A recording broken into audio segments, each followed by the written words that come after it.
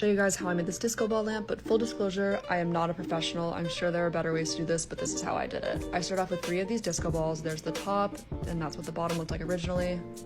I then removed some of the disco tiles from the bottom, as well as taking off the top using a sharp weeding tool. This was to make room for the drill. I drilled on each side of the styrofoam ball and then pushed an unsharpened pencil through it to make a clear path for the cord.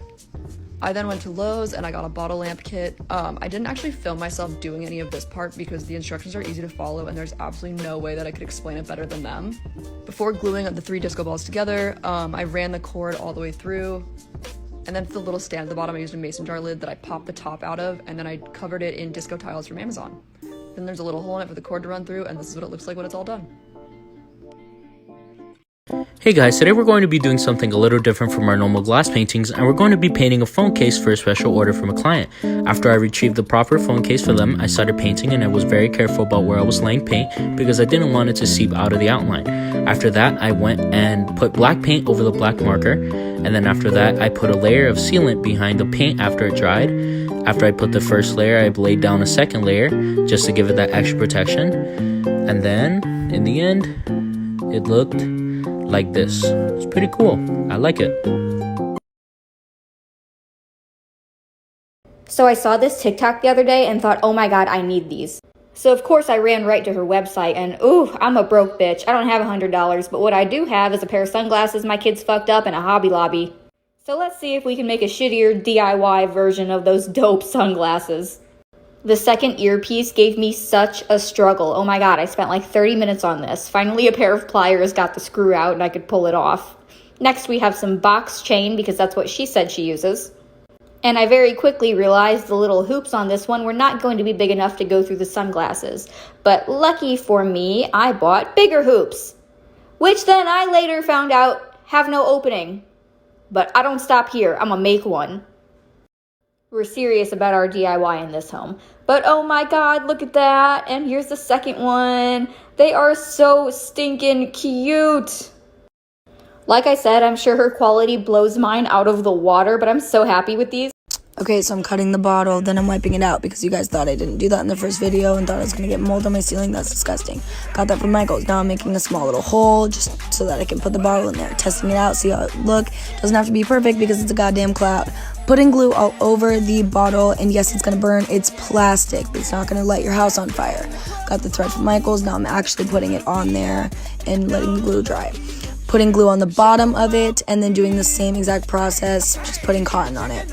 Now I'm putting a small amount of glue, then the string, letting the string dry, then repeating the process all the way around the rim of the bottle.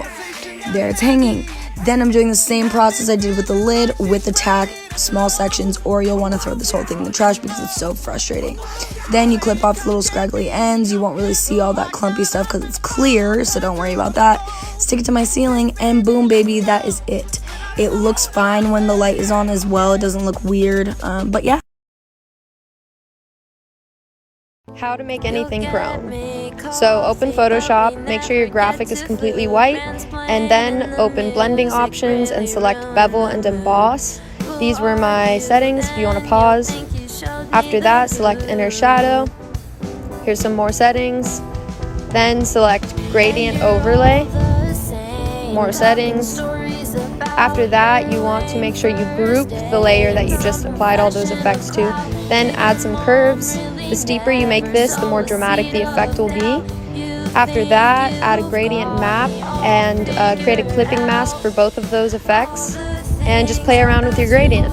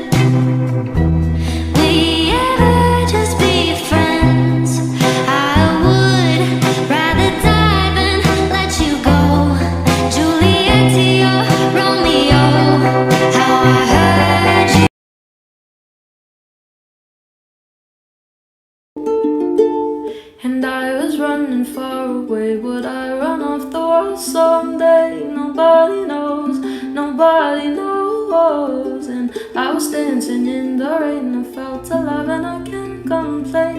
But now